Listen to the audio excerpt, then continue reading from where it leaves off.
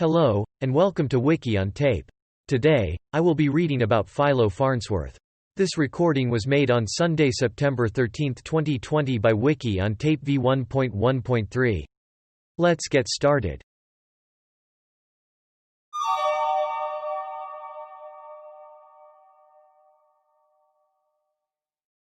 Summary. Philo Taylor Farnsworth, August 19, 1906 to March 11, 1971, was an American inventor and television pioneer.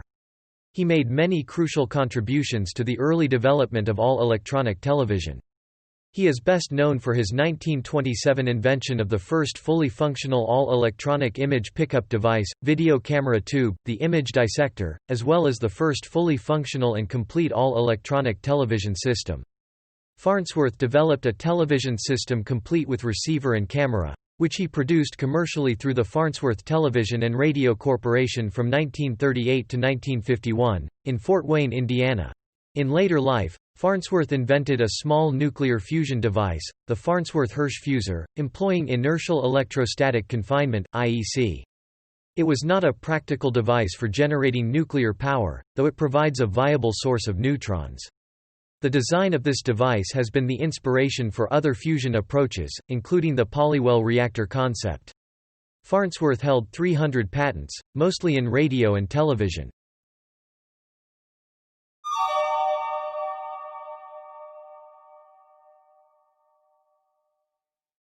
Early life. Farnsworth was born August 19, 1906. The eldest of 5 children of Louis Edwin Farnsworth and Serena Amanda Bastian, a Latter-day Saint couple living in a small log cabin built by Louis' father near Beaver, Utah. In 1918, the family moved to a relative's 240-acre (1.0 square kilometers) ranch near Rigby, Idaho, where his father supplemented his farming income by hauling freight with his horse-drawn wagon. Philo was excited to find that his new home was wired for electricity, with a Delco generator providing power for lighting and farm machinery. He was a quick student in mechanical and electrical technology, repairing the troublesome generator. He found a burned-out electric motor among some items discarded by the previous tenants and rewound the armature. He converted his mother's hand-powered washing machine into an electric-powered one. He developed an early interest in electronics after his first telephone conversation with a distant relative, and he discovered a large cache of technology magazines in the attic of their new home. He won $25 in a pulp magazine contest for inventing a magnetized car lock. Farnsworth was a member of the Church of Jesus Christ of Latter-day Saints. Farnsworth excelled in chemistry and physics at Rigby High School. He asked science teacher Justin Tallman for advice about an electronic television system that he was contemplating. He provided the teacher with sketches and diagrams covering several blackboards to show how it might be accomplished electronically, and Tallman encouraged him to develop his ideas. One of the drawings that he did on a blackboard for his chemistry teacher was recalled and reproduced for a patent interference case between Farnsworth and RCA. In 1923, the family moved to Provo, Utah, and Farnsworth attended Brigham Young High School that fall.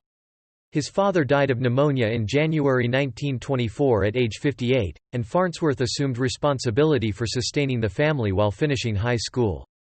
After graduating BYHS in June 1924, he applied to the United States Naval Academy in Annapolis, Maryland, where he earned the nation's second highest score on Academy recruiting tests.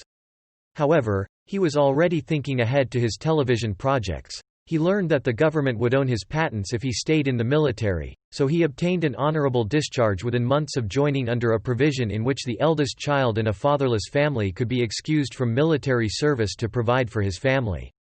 He returned to Provo and enrolled at Brigham Young University, but he was not allowed by the faculty to attend their advanced science classes based upon policy considerations. He attended anyway and made use of the university's research labs, and he earned a junior radiotrician certification from the National Radio Institute, and full certification in 1925. While attending college, he met Provo High School student Elma Pem Gardner, February 25, 1908 to April 27, 2006, whom he eventually married. Farnsworth worked while his sister Agnes took charge of the family home and the second-floor boarding house, with the help of a cousin living with the family. The Farnsworths later moved into half of a duplex, with family friends the Gardners moving into the other side when it became vacant. He developed a close friendship with Pem's brother Cliff Gardner, who shared his interest in electronics, and the two moved to Salt Lake City to start a radio repair business. The business failed, and Gardner returned to Provo.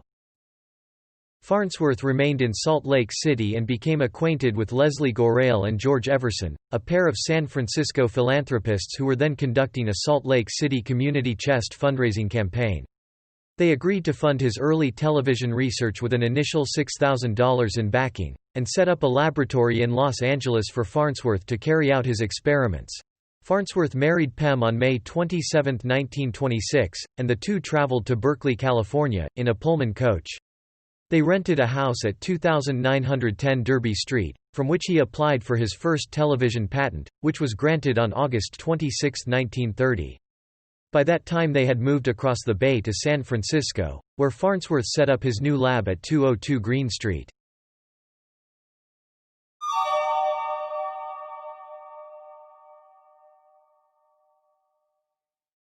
Career.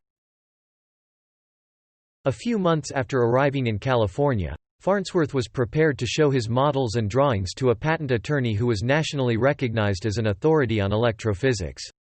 Everson and Gorrell agreed that Farnsworth should apply for patents for his designs, a decision that proved crucial in later disputes with RCA. Most television systems in use at the time used image scanning devices, rasterizers, employing rotating, Nipkow discs, comprising a spinning disc with holes arranged in spiral patterns such that they swept across an image in a succession of short arcs while focusing the light they captured on photosensitive elements, thus producing a varying electrical signal corresponding to the variations in light intensity.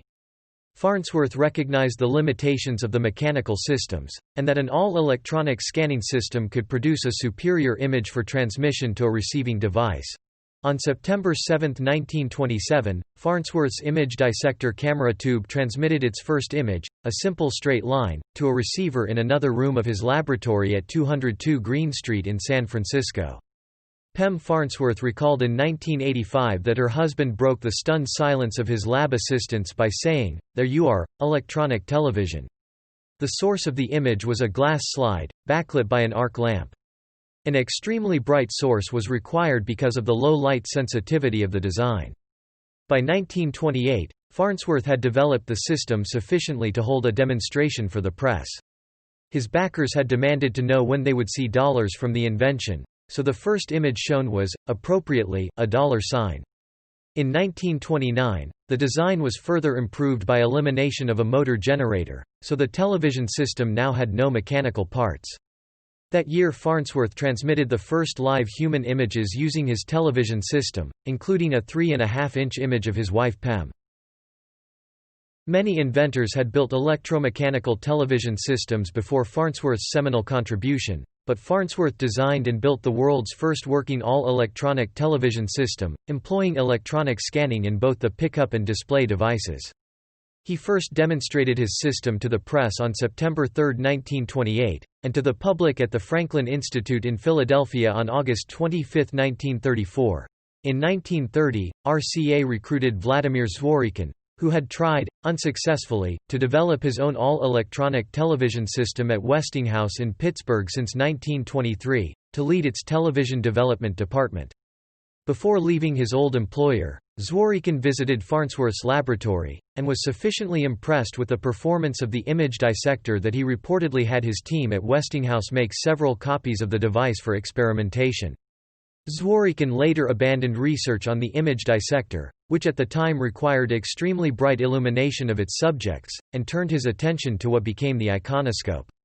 In a 1970s series of videotaped interviews, Zworykin recalled that, "Farnsworth was closer to this thing you're using now, i.e., a video camera, than anybody, because he used the cathode ray tube for transmission.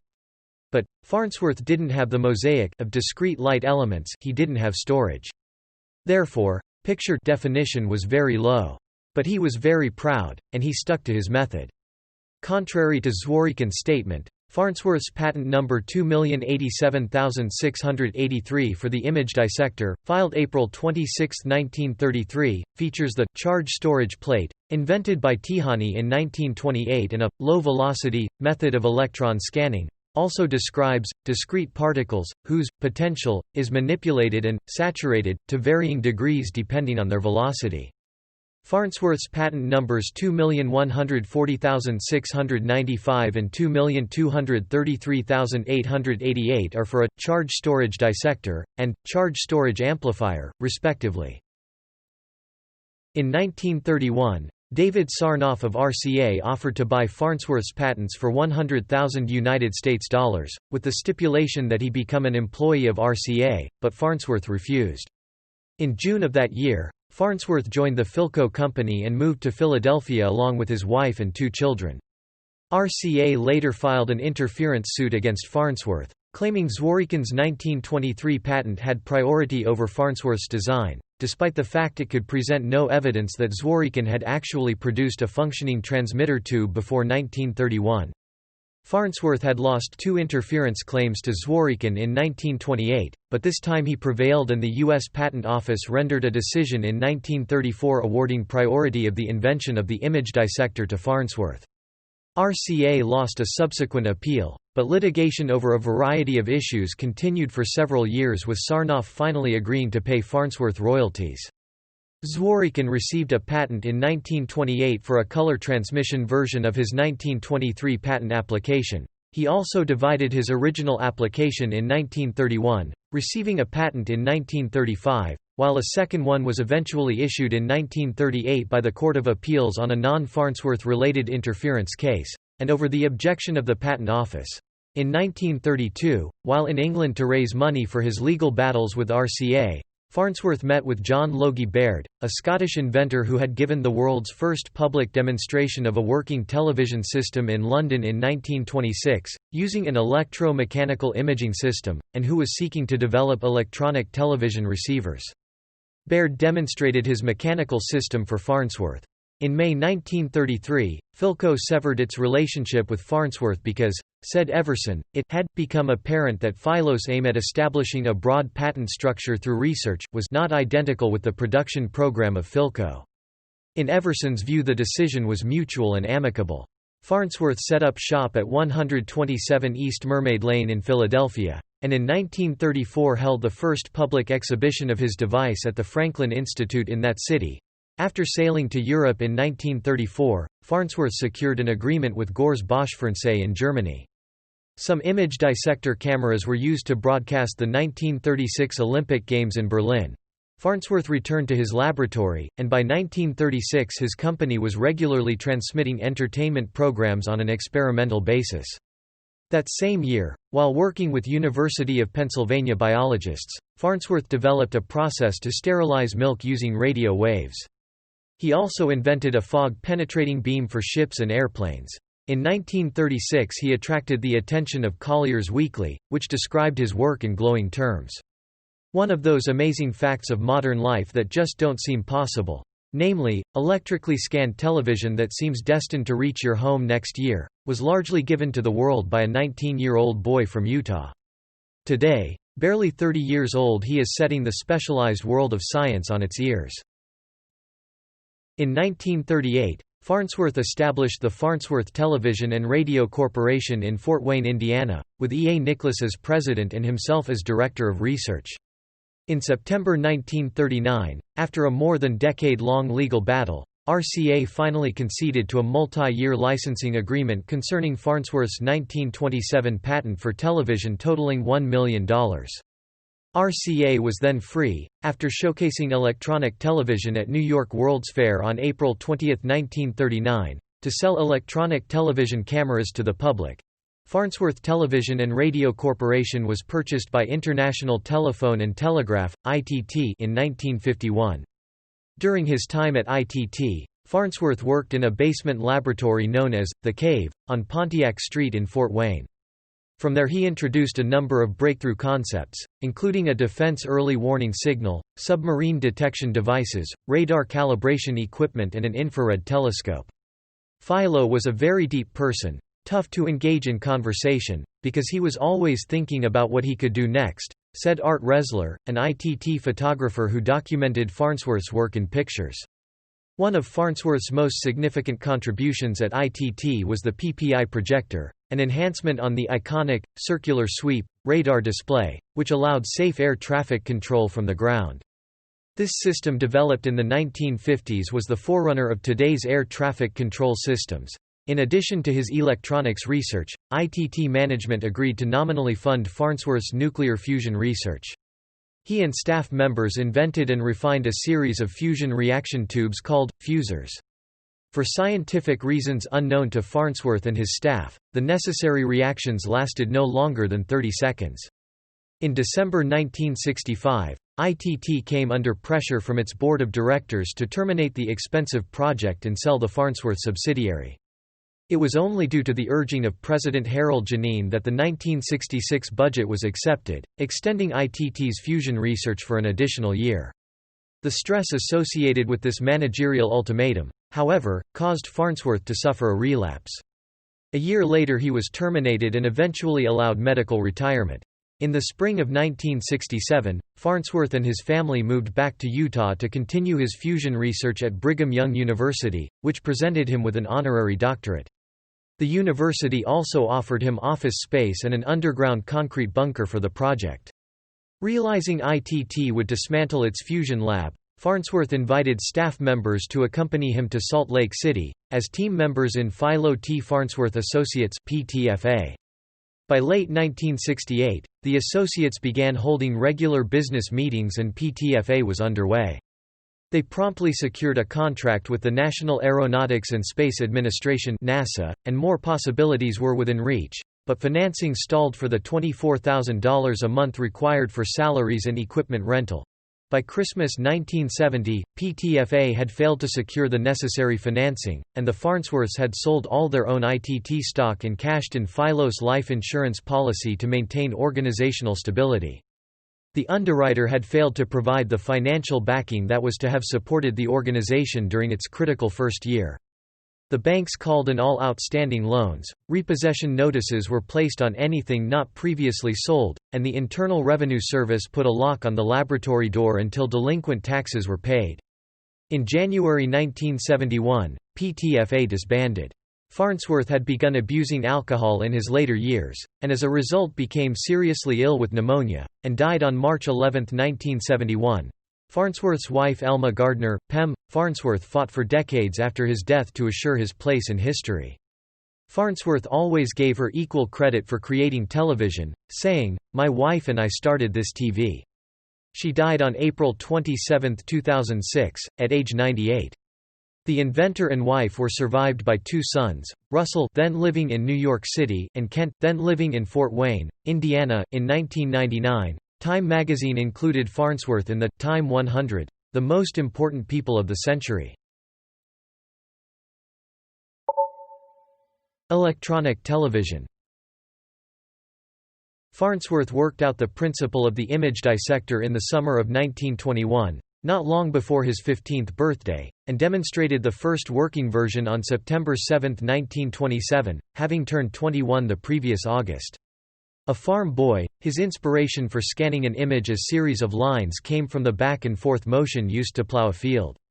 In the course of a patent interference suit brought by the Radio Corporation of America in 1934 and decided in February 1935, his high school chemistry teacher, Justin Tallman, produced a sketch he had made of a blackboard drawing Farnsworth had shown him in spring 1922.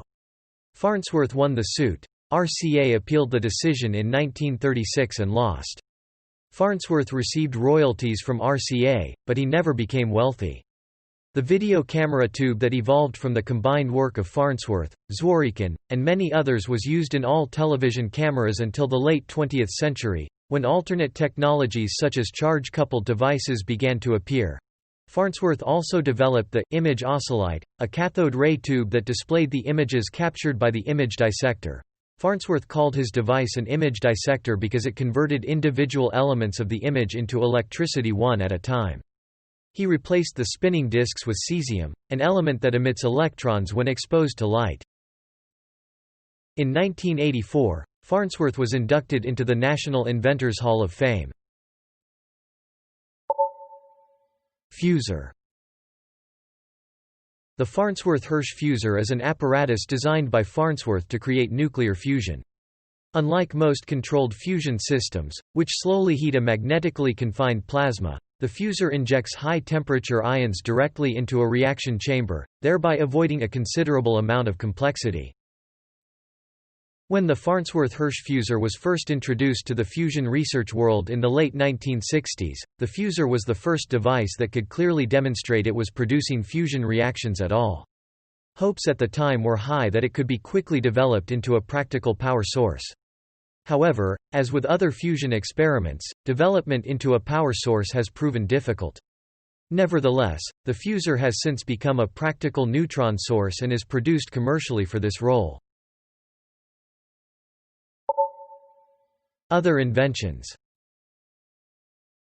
At the time he died, Farnsworth held 300 U.S. and foreign patents. His inventions contributed to the development of radar, infrared night vision devices, the electron microscope, the baby incubator, the gastroscope, and the astronomical telescope.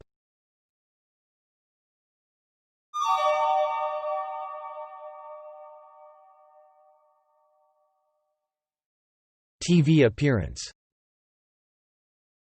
Although he was the man responsible for its technology, Farnsworth appeared only once on a television program. On July 3, 1957, he was a mystery guest, Dr. X, on the CBS quiz show I've Got a Secret. He fielded questions from the panel as they unsuccessfully tried to guess his secret: I invented electronic television. For stumping the panel, he received $80 and a carton of Winston cigarettes. Host Gary Moore then spent a few minutes discussing with Farnsworth his research on such projects as an early analog high-definition television system, flat-screen receivers, and fusion power. Farnsworth said, "There had been attempts to devise a television system using mechanical discs and rotating mirrors and vibrating mirrors, all mechanical. My contribution was to take out the moving parts and make the thing entirely electronic. And that was the concept that I had when I was just a freshman in high school in the spring of 1921 at age 14. When Moore asked about others' contributions, Farnsworth agreed, "There are literally thousands of inventions important to television. I hold something in excess of 165 American patents." The host then asked about his current research, and the inventor replied, "In television, we're attempting first to make better utilization of the bandwidth, because we think we can eventually get in excess of 2,000 lines instead of 525, and do it on an even narrower channel, which will make for a much sharper picture. We believe in the picture frame type of a picture, where the visual display will be just a screen.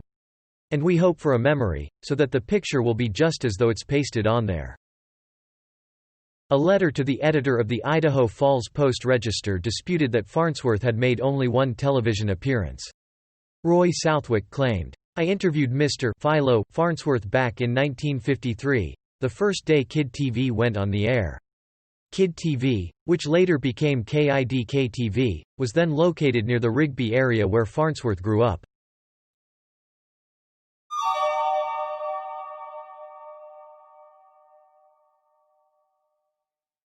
Legacy.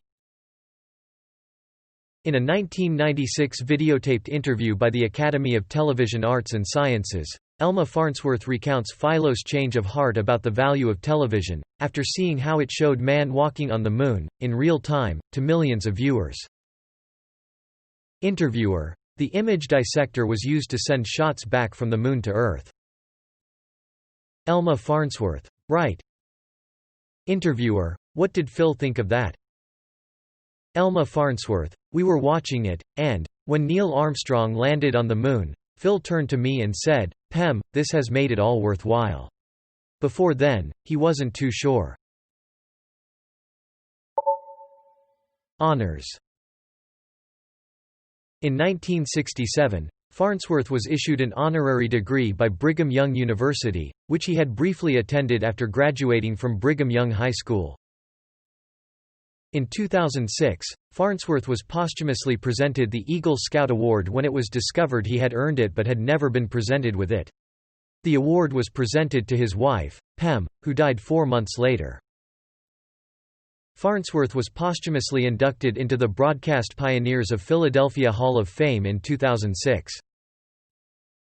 He was inducted into the Television Academy Hall of Fame in 2013. He is recognized in the Hall of Fame of the Indiana Broadcast Pioneers, which notes that, in addition to his inventive accomplishments, his company owned and operated WGL Radio in Fort Wayne, Indiana.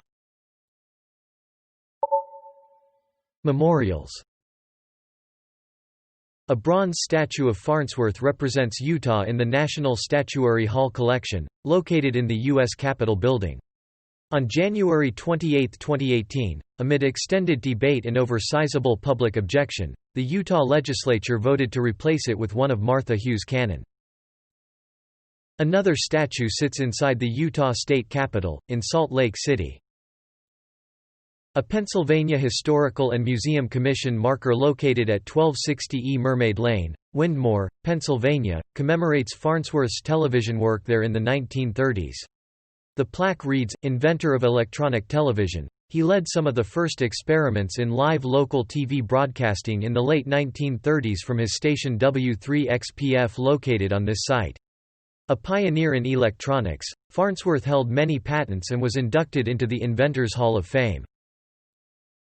On September 15, 1981, a plaque honoring Farnsworth as the genius of Green Street was placed on the 202 Green Street location, 37.80037 degrees north, 122.40251 degrees west, 37.80037 -122.40251 of his research laboratory in San Francisco by the California State Department of Parks and Recreation.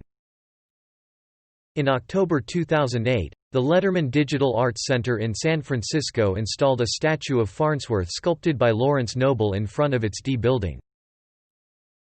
A plaque honoring Farnsworth is located next to his former home at 734 E State Boulevard, in a historical district on the southwest corner of E State and St. Joseph Boulevards in Fort Wayne, Indiana. Farnsworth is one of the inventors honored with a plaque in the Walt Disney World's Inventors Circle, in Future World West in Epcot. A 1983 United States postage stamp honored Farnsworth. On January 10, 2011, Farnsworth was inducted by Mayor Gavin Newsom into the newly established San Francisco Hall of Fame, in the Science and Technology category. Farnsworth's television-related work, including an original TV tube he developed, are on display at the Farnsworth TV and Pioneer Museum in Rigby, Idaho. Things named after Farnsworth. The Philo T. Farnsworth Award is one of the Primetime Engineering Emmy Awards given to honor companies and organizations that have significantly affected the state of television and broadcast engineering over a long period of time. The Philo Awards, officially Philo T. Farnsworth Awards, not to be confused with the one above, is an annual public access television cable TV competition within the Ohio, Indiana, Kentucky, and Michigan region, where the winners receive notice for their efforts in various categories in producing community media. Philo, a streaming television provider based in San Francisco where his lab was located, is named for Farnsworth. Farnsworth Peak on the northern end of the Oquirrh Mountains, approximately 18 miles (29 kilometers) southwest of Salt Lake City, Utah, is the location of many of the area's television and FM radio transmitters. The scenic, Farnsworth Steps, in San Francisco lead from Willard Street, just above Parnassus, up to Edgewood Avenue. Several buildings and streets around rural Brownfield, Maine are named for Farnsworth as he lived there for some time. In popular culture, the eccentric broadcast engineer in the 1989 film UHF is named Philo in tribute to Farnsworth. On The Beakman's World, Levers, Beakmania, and Television, Season 1, Episode 10, aired November 14, 1992, Paul Zaloom appears as the guest scientist, Philo T. Farnsworth explaining his own invention. A fictionalized representation of Farnsworth appears in Canadian writer Wayne Johnston's 1994 novel, Human Amusements. The main character in the novel appears as the protagonist in a television show that features Farnsworth as the main character. In the show, an adolescent Farnsworth invents many different devices, television among them, while being challenged at every turn by a rival inventor. The Futurama character Professor Farnsworth, who first appeared in 1999, is named after and partially inspired by Philo Farnsworth. Farnsworth and the introduction of television are significant plot elements in Carter Beats the Devil, a novel by Glenn David Gould published in 2001 by Hyperion. The Farnsworth Invention, a stage play by Aaron Sorkin that debuted in 2007 after Sorkin adapted it from his unproduced screenplay, dramatized the conflict arising from Farnsworth's invention of TV and the alleged stealing of the design by David Sarnoff of RCA.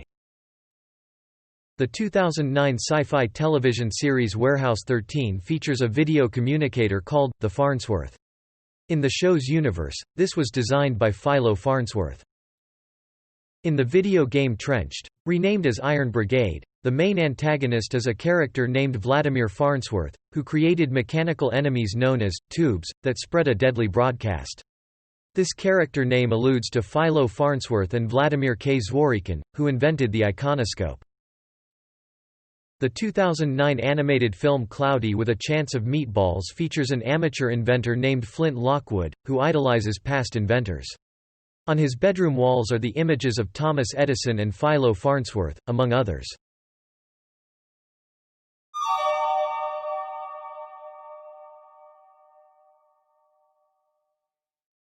Fort Wayne Factory razing, residence history. In 2010, the former Farnsworth factory in Fort Wayne, Indiana, was razed, eliminating the cave where many of Farnsworth's inventions were first created, and where its radio and television receivers and transmitters, television tubes, and radio phonographs were mass-produced under the Farnsworth, Capehart, and Panamuse trade names. The facility was located at 3702 E Pontiac Street also that year. Additional Farnsworth factory artifacts were added to the Fort Wayne History Center's collection, including a radio phonograph and 3 table-top radios from the 1940s, as well as advertising and product materials from the 1930s to the 1950s. Farnsworth's Fort Wayne residence from 1948 to 1967, then the former Philo T. Farnsworth Television Museum, stands at 734 E State Boulevard, on the southwest corner of E State and St. Joseph Boulevards. The residence is recognized by an Indiana State Historical Marker and was listed on the National Register of Historic Places in 2013.